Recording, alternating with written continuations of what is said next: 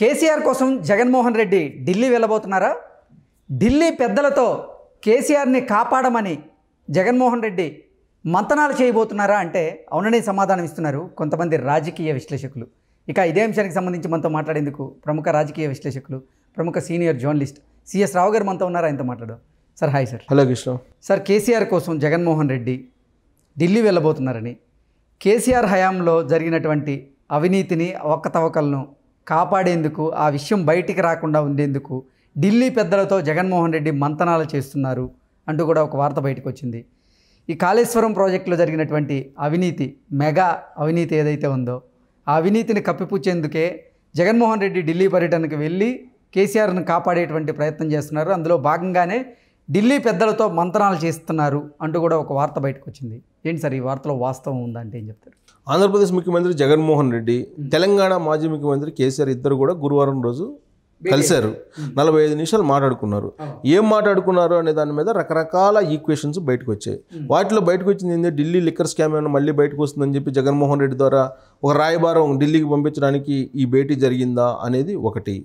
రెండు ఏంటంటే, రాబోయేటువంటి ఎన్నికల్లో జగన్మోహన్ రెడ్డికి ఏదో గైడెన్స్ ఇవ్వడానికి ఈ టైం తీసుకున్నారు. రాబోయేటువంటి రోజుల్లో చంద్రబాబు నాయుడిని ఓడించి మళ్ళీ ఇంకోసారి జగన్మోహన్ రెడ్డి గెలిపించడానికి కేసీఆర్ ఏదో కొన్ని టిప్స్ ఇవ్వబోతున్నారు, అందుకే 45 నిమిషాలు టైం తీసుకున్నారు అనేది ఇంకోటి. మొత్తం రెండు.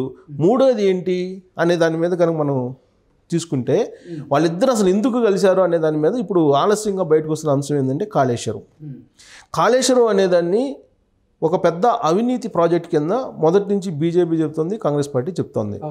దాంట్లో అవినీతి జరిగింది అనేటువంటి విషయాన్ని మొదటి నుంచి చెప్తున్నారు. 1,00,000 కోట్ల అవినీతి జరిగిందని చెప్పి చెప్తున్నారు. అయితే ఆ ప్రాజెక్ట్ కాస్టే 1,00,000 కోట్లు సుమారుగా, అటు ఇటుగా.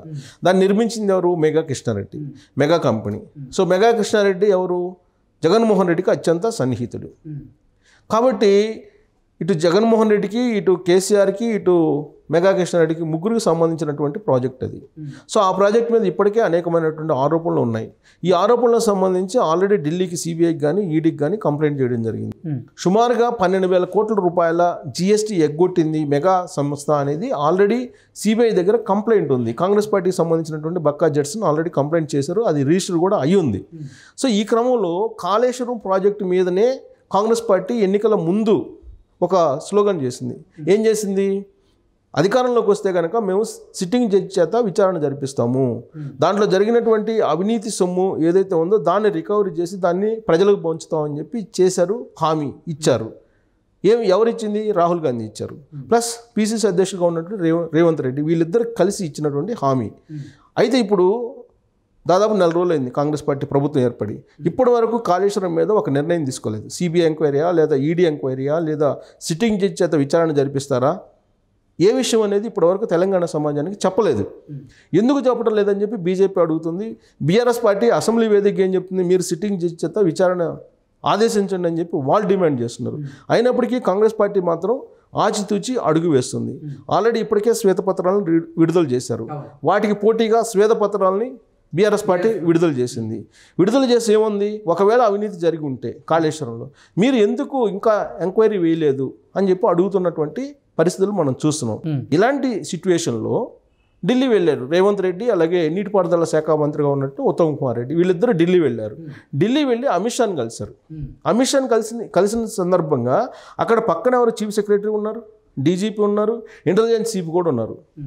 వాళ్ళందరూ కలిసి ప్రత్యేక ఫ్లైట్లో ఢిల్లీ వెళ్ళారు.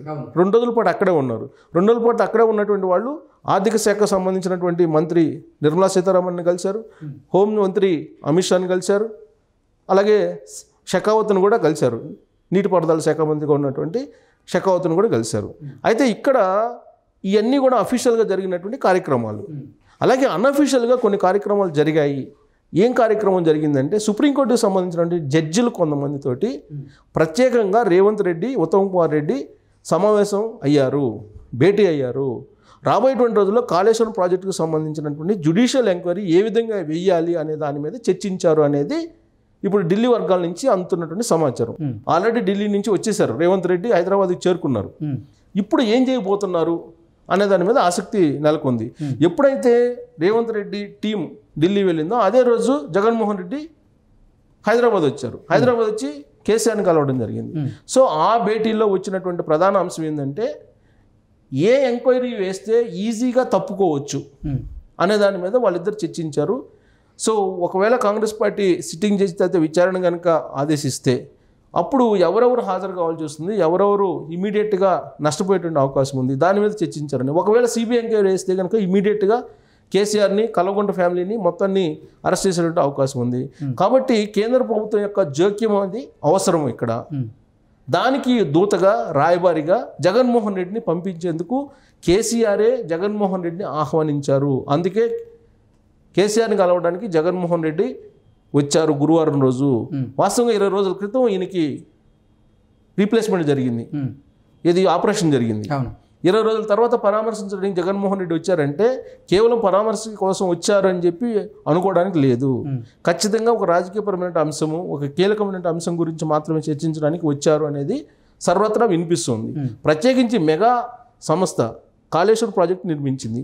కాళేశ్వరం ఆల్రెడీ వరదల్లో మునిగిపోయింది. ఇప్పటివరకు పూర్తి స్థాయిలో దాన్ని ఇంకా బాగు చేయలేదు. At the same time Medikonda కుంగిపోయింది, సుందిల్న సీపేజ్ వస్తుంది. ఇలాంటి పరిస్థితుల్లో మొత్తం ప్రాజెక్ట్ అసలు పనికొస్తుందా లేదా అనేది ఒక సందిగ్ధత నెలకొంది. సెంట్రల్ డ్యామ్ సేఫ్టీ అథారిటీ ఏం చెప్తోంది, అసలు ఇది మళ్ళీ రికవరీ చేయలేము అని చెప్పి చెప్తోంది.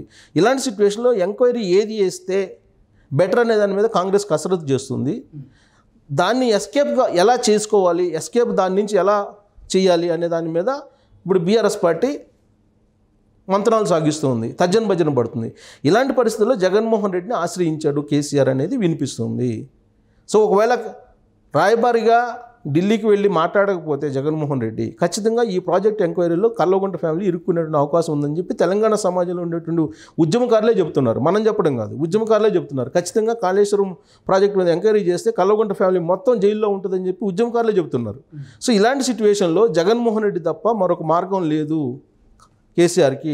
అందుకే దాని గురించి మాట్లాడడానికి గురువారం రోజు 45 నిమిషాల పాటు భేటీ అయ్యారు. ఏకాంతంగా వాళ్ళిద్దరు చర్చించుకున్నారు అనేది ఇప్పుడు ఆలస్యంగా వెలుగులోకి వస్తున్నటువంటి అంశం. సో ఇప్పుడు రేపో మాపో ఢిల్లీ వెళ్ళి జగన్మోహన్ రెడ్డి అమిత్ షానో లేకపోతే నరేంద్ర మోడీనో కలిసారు అనుకుందాం కొద్దిసేపు. డెఫినెట్గా ఈ వస్తున్నటువంటి ప్రచారానికి బలం చేకూరేలా ఆ టూర్ ఉండే అవకాశం ఉంది. గతంలో కూడా లిక్కర్ స్కామ్కి సంబంధించి ఈడీ విచారణ ఎదుర్కోవడానికి కవిత వెళ్ళినప్పుడు జగన్మోహన్ రెడ్డి ఢిల్లీ వెళ్ళారు. ఆ సందర్భంగా ఆయన రాయబారం నడిపితే ఆ తర్వాత ఆమె ఈడీ విచారణ నుంచి బయటకు వచ్చారు అనేది తెలంగాణ సమాజంలో తెలంగాణ ఎన్నికల సందర్భంగా వచ్చినటువంటి ప్రచారం. సో ఇప్పుడు మళ్ళా ఈ వారంలోనో 10 రోజుల్లోనో జగన్మోహన్ రెడ్డి ఢిల్లీ వెళ్తే ఖచ్చితంగా ఈ కాళేశ్వరం ప్రాజెక్టు విచారణ నుంచి తప్పించుకునేందుకు కల్వకుంట్ల ఫ్యామిలీ జగన్మోహన్ రెడ్డిని రాయబారిగా ఢిల్లీ పంపించారు అనేటువంటి ప్రచారానికి డెఫినెట్గా బలం చేకూరేటువంటి ఒక టూర్గా మనం దాన్ని భావించాల్సిన అవసరం ఉంది. Okay sir, thank you.